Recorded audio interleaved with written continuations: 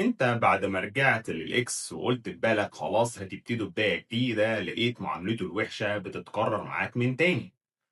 الصدمة هنا مش في تصرفاته، لكن الصدمة ان ده معناه انك انت رجعت بس بدون ما يكون لك قيمة في نظره. فخليني اقول لك النهاردة ازاي ترفع قيمتك وتخليه يعمل لك الف حساب بعد رجوعك للعلاقة.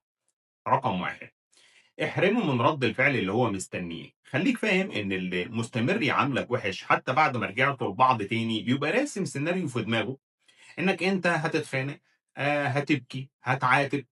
هو مستني الطاقة دي علشان يكمّل سيطرة عليك، والصح هنا إنك أنت تسحب منّه السيناريو ده تمامًا، تتعامل معاه بأدب مخيف، يعني خلّيك مؤدّب جدًا، رسمي جدًا، وكإنك بتتعامل مع شخص غريب عنك. هو لمّا ما بيلاقيش منّك الطاقة اللي هو كان مستنيها، هيبدأ هو اللي يحرق نَفْسه من الحيرة عن تصرفاتك.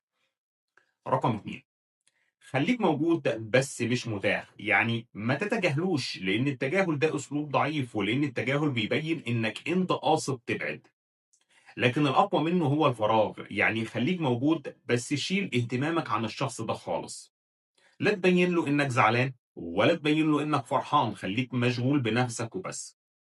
لمّا الشخص ده يحس إن هو جنبك بس بالنسبة لك بقى شفاف، الوجع هنا بيبقى أقوى مليون مرّة من الخصام، وبيجبره يعيد حساباته علشان يرجع يشوف نفسه في عينيك من تاني. رقم 3، في ناس بتفهم إن رجوعك ليهم معناه إن أنت موافق يعملوا اللي هم عايزينه، يعني ممكن الشخص ده يكون متخيل إن رجوعك معناه إن هو خلاص يعمل اللي هو عايزه. هنا أنت لازم تطبّق قاعدة الاستحقاق. اتعامل حلو، بس لمّا هو يتعامل معاك حلو، بمجرد ما يقل أدبه أو إن طريقته تتغير وما تعجبكش، خفِّف التواصل أنت من غير تبرير، وأنت كده بتعوّد عقله الباطن إن طريقك ما لوش غير باب واحد بس، هو طريق الاحترام، غير كده ما لوش مكان عندك في حياتك. وخلّيني أقول لك إن الاحترام ما بيتطلبش، الاحترام بيتفرض بالطريقة اللي أنت بتقرر بيها تتعامل مع نفسك قدّام الطرف التاني. أنا عارف إن التطبيق ساعات بيبقى أصعب من الكلام، خاصةً لو في مشاعر لسه موجودة.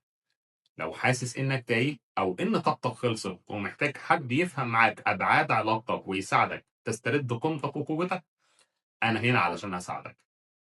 تقدر تحجز جلستك الخاصة معايا دلوقتي نتكلم فيها عن كل التفاصيل ونحط خطة عملية لحالتك أنت.